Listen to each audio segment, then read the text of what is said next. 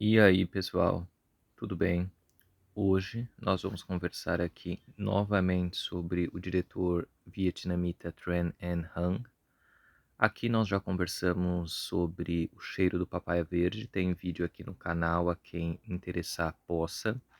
E hoje nós vamos dar sequência à sua filmografia, falando um pouquinho sobre Entre a Inocência e o Crime, filme dele de 1995, também conhecido como O Ciclista, título que faz mais sentido do que Entre a Inocência e o Crime. Na verdade, os dois fazem sentido, mas O Ciclista seria uma forma um pouco mais identificável e simplista de chamá-lo.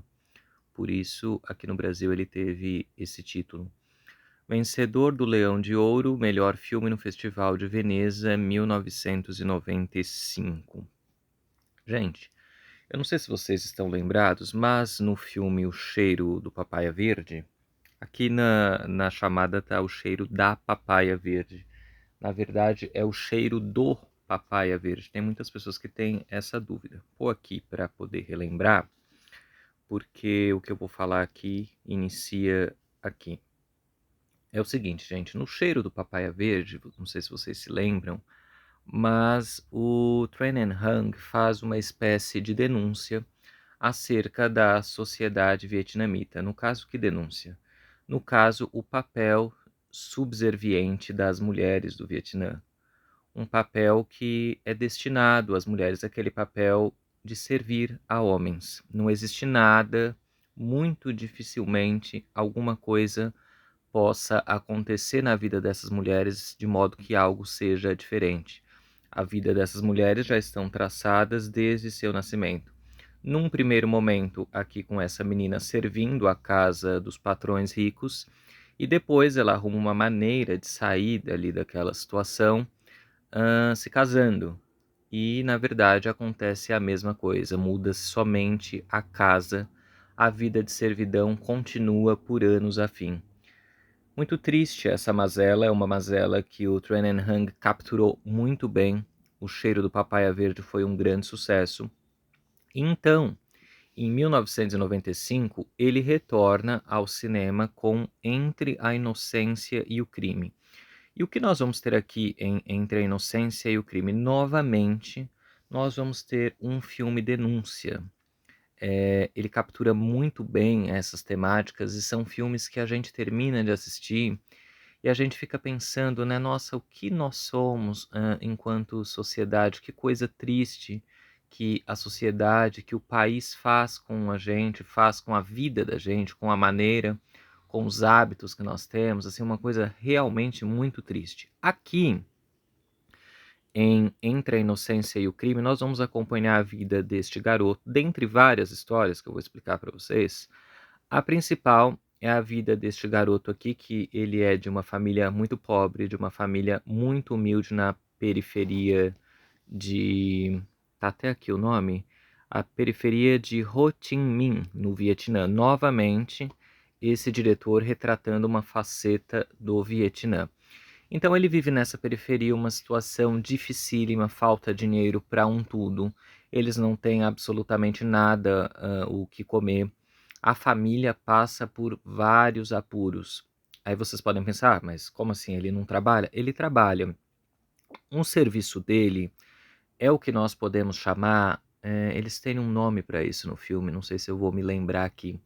Ele trabalha numa espécie de mototáxi, acho que é velotáxi que eles chamam no filme, que seria o seguinte, um triciclo, uma espécie de um triciclo, duas rodas na frente e uma atrás. Na parte de trás, esse rapaz pedala e na parte da frente, a pessoa se senta, existe uma cadeira ali, e o trabalho dele é pedalar esse triciclo e fazer com que as pessoas se desloquem, uma espécie de táxi, de velotáxi, de mototáxi, uma coisa nesse sentido. Então ele corre as ruas do Vietnã levando as pessoas a esses lugares. Só que acontece que esse triciclo dele não é dele, na verdade ele aluga esse triciclo de uma mulher. Ele tem de pagar uma diária para ela por conta desse aluguel, já que não é dele. Essa mulher tem um filho com problemas mentais.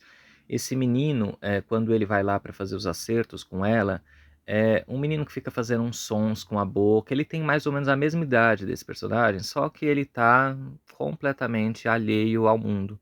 E eu chego à conclusão que talvez seja até melhor que ele esteja alheio ao mundo mesmo, porque a realidade é tão triste, mas tão triste, que qualquer fuga, qualquer coisa que os personagens tenham, eu acredito que seja melhor do que a realidade ali vivida. Então, esse menino, ele toma banho de tinta, ele faz coisas absurdas, assim, e a mãe dele fica lá cuidando dele. Então, esse menino vê esse garoto com problemas mentais quando ele vai fazer o acerto. Isso é importante para uma coisa que vai acontecer mais para o final da trama.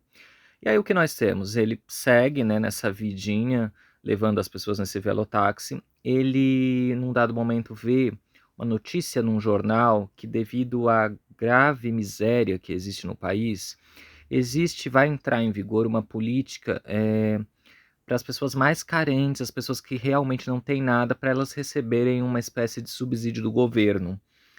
Ele pede para que um amigo leia essa notícia, ele não sabe ler, e aí esse amigo lê e fala: olha, você tem que ir num determinado lugar. Ele vai, faz uma espécie de entrevista, e aí nós ficamos sabendo um pouquinho mais a respeito da família dele, da história de vida dele. Perdeu a mãe assim que nasceu, no parto. Depois, mais para frente, o pai foi atropelado e morreu. A família dele consiste no avô dele, um senhor já de bastante idade. Esse senhor trabalha enchendo pneus nas ruas do Vietnã, e duas irmãs. Uma irmã trabalha engraxando sapato e a outra me parece que não trabalha, faz serviços domésticos, e ele é dele que provém o principal sustento da família com esses velotáxis, o que não supre absolutamente nada. E aí o cara do governo fala assim: a gente vai avaliar, não dá resposta nenhuma, e ele segue nessa vidinha medíocre, coitado. Por mais que ele trabalhe, assim, é uma coisa exaustiva.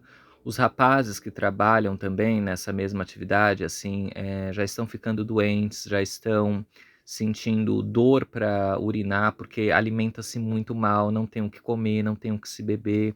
É uma situação, assim, de extrema miséria mesmo. E aí, você pode falar assim: nossa, mas a situação já é tão ruim, não pode piorar, né? Pode.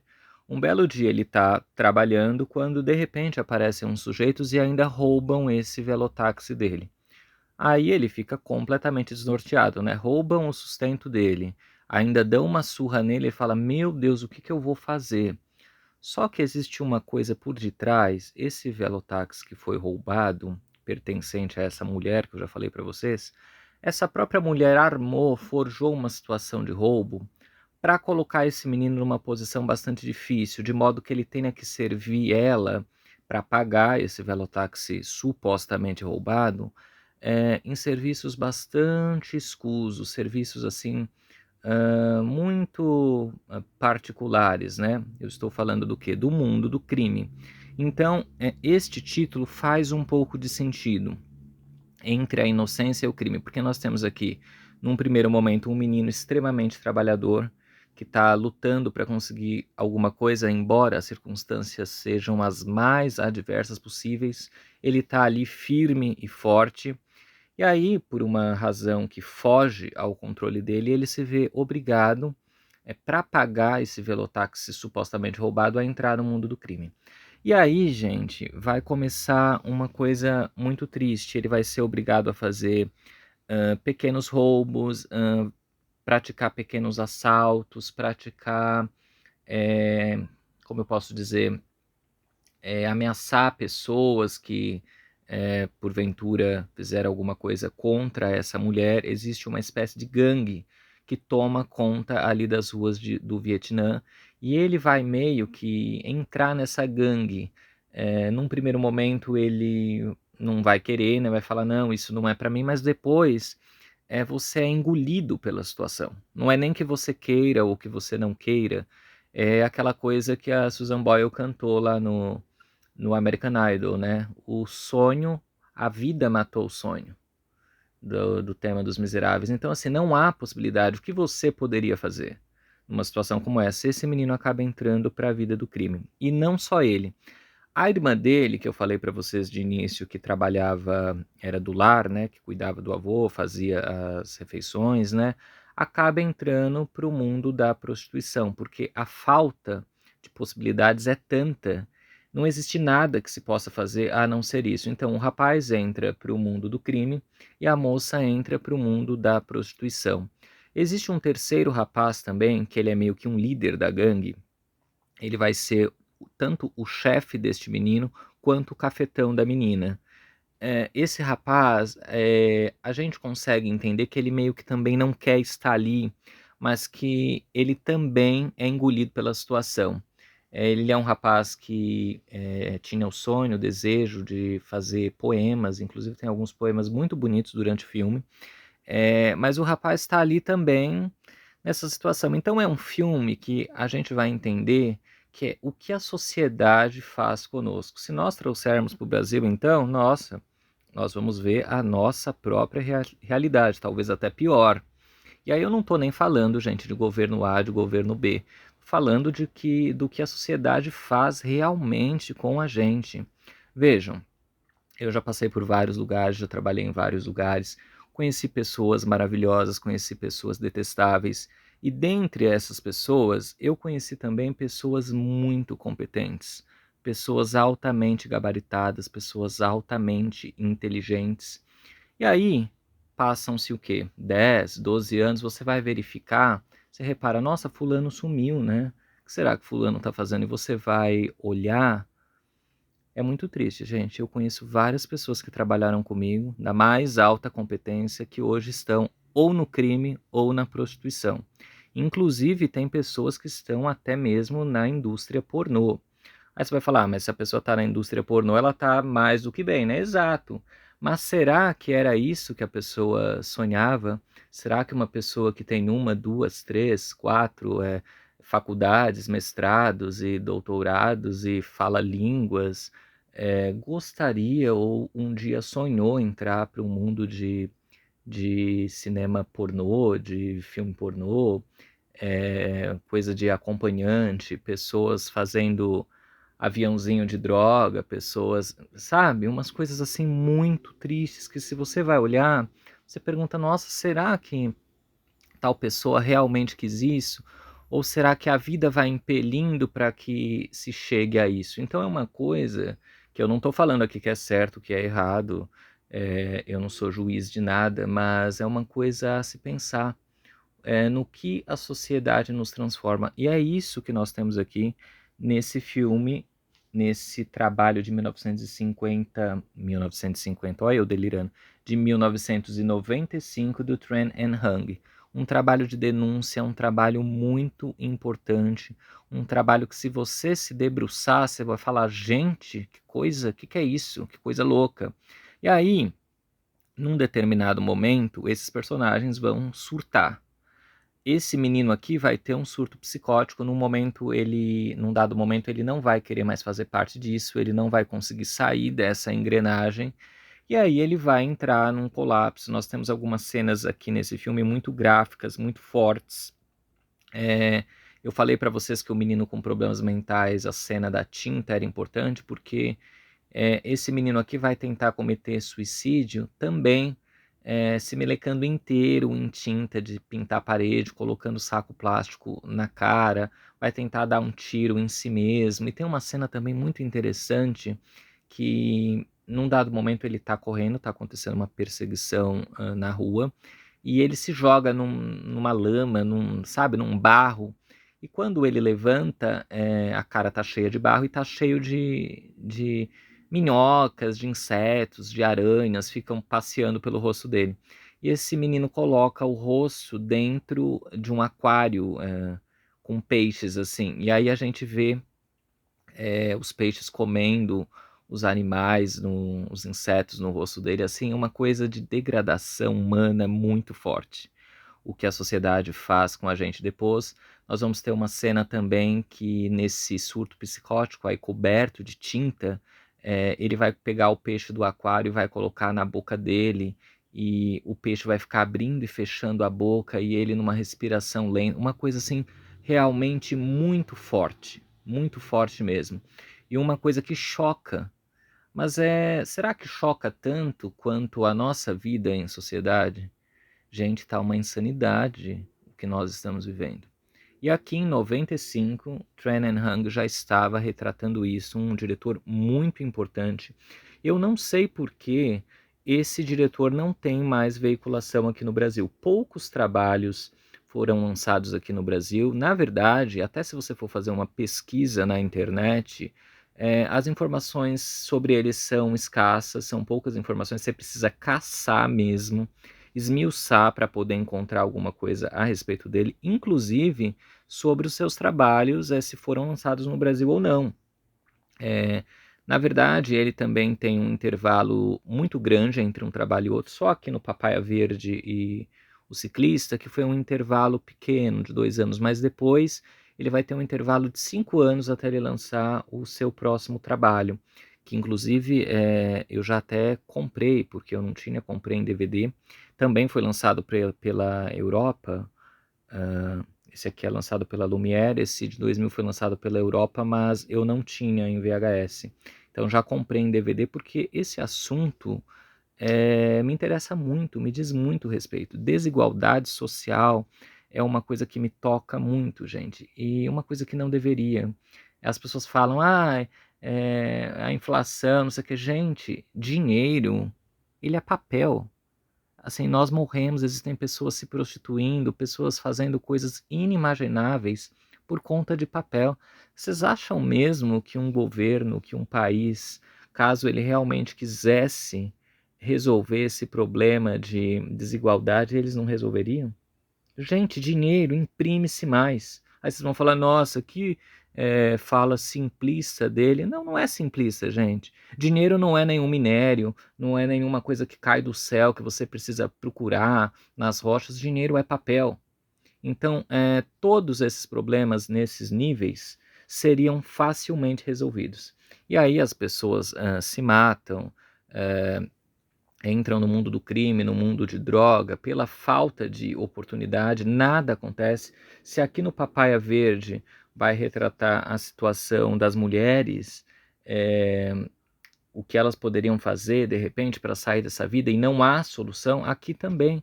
Nós vamos ver a vida de adolescentes, são pessoas jovens, esse menino tem 18 anos, essa menina irmã dele talvez seja mais nova até que ele, deve ter 16, entrando em mundos assim completamente, sabe? Não tenho nem palavra para poder dizer. E aí tem uma cena também já próxima do final, depois de tanta mazela, de tanta desigualdade, tem uma cena que nós vemos uma espécie de um clube, onde estão os ricos, assim, se banhando nas piscinas, bebericando em restaurantes, completamente alheios à vida do povo real que eu estou falando, do povo do Vietnã, o povo desta periferia aqui, ó, Ho Chi Minh. Então, gente, é um filme muito importante. Eu não sei se foi lançado em DVD, acredito que não. Poucas coisas desse diretor chegaram em DVD, mas assim, procurem o VHS, vejam aí se tem no streaming, de repente nesses movies da vida. É um filme de arte, é um filme muito belo, um filme muito forte, um filme de uma mensagem muito poderosa. E procurem mais a respeito desse diretor. Se vocês gostam desse tema, essa temática assim de discrepância, desigualdade social, um filme que desvenda panos de fundo de como a gente vive em sociedade, é muito importante, é muito interessante. Esse aqui, como eu já falei, foi lançado pela Lumière Video, né? Ó, Lumière, classificado como drama, legendado, 120 minutos aproximadamente, entre a inocência e o crime. Olha a moça aqui, ó, a irmã dele, ó, entrando para a prostituição. Aqui também, ó, as pessoas sendo torturadas, assim. No final existe até um aviso também, dizendo que nenhum animal foi machucado por conta dessa filmagem, porque a gente tem algumas cenas aqui muito fortes relacionadas a animais. Existe uma cena também num matadouro de porcos, assim, essa do peixe que eu falei, várias cenas assim com animais e eles colocam esse aviso no final. Dá uma lida aqui, ó. Esta é a história de um jovem de 18 anos que trabalha como ciclista nas ruas de Ho Chi Minh, no Vietnã. Fiel aos ensinamentos de seu pai, ele se esforça para mudar o destino de sua vida. Mas alguém rouba-lhe seu veículo de trabalho, que ele alugava de uma mulher que tem um filho louco da mesma idade dele. Para pagá-la, ele é forçado a cometer pequenas sabotagens e muito rápido entra na engrenagem do crime. O dinheiro fácil e a impunidade lhe dão uma falsa sensação de poder e o desejo de pertencer ao grupo comandado por um gangster, o poeta. Por coincidência, o poeta já tem ligação com o rapaz, ele é cafetão de sua irmã mais velha. A irmã é mais velha, a irmã não é mais nova que ele, achei que era mais velha. Mas tá ali, gente, se ele tem 18 anos, essa moça tem 19, 20 no máximo, do máximo. Entre o ciclista, sua irmã e o poeta, a inocência está em perigo, realmente. Quando nós não temos oportunidades, a criminalidade e a prostituição é a via mais certa. Eu sou aqui de uma periferia e eu vejo isso com os meus olhos quase que todos os dias. Pessoas que tinham possibilidade de ter um futuro brilhante e, no entanto, muito jovens, às vezes até de menor, já entraram nessas tais engrenagens, infelizmente. Vou mostrar aqui, gente, ó, Entre a Inocência e o Crime, Lumière, Consórcio Severiano Europa Ribeiro. Consórcio Europa Severiano Ribeiro Lumière. E é isso, gente. Entre a Inocência e o Crime, mais um filminho aí do mesmo diretor de O Cheiro do Papaya Verde, Tran Anh Han. Vocês conhecem esse diretor, gente? Eu pergunto e vocês não me respondem, eu fico com a impressão de que eu estou falando sozinho. Contem-me aí. Vocês conhecem Entre a Inocência e o Crime? Conhecem O Cheiro do Papaya Verde? Qual mais títulos vocês conhecem da filmografia desse diretor vietnamita? Tá certo, gente? Espero que vocês tenham gostado. Um beijo e até o próximo. E perdoem-me eventuais erros que eu possa ter. Eu não sei fazer edição e nem quero fazer. Então, eventuais erros às vezes de fala, às vezes de gaguejando, porque nós somos humanos, né? E entra tudo no Quem Sabe Faz ao Vivo, então vocês me perdoem essas falhas humanas. Tá certo, gente? Um beijão.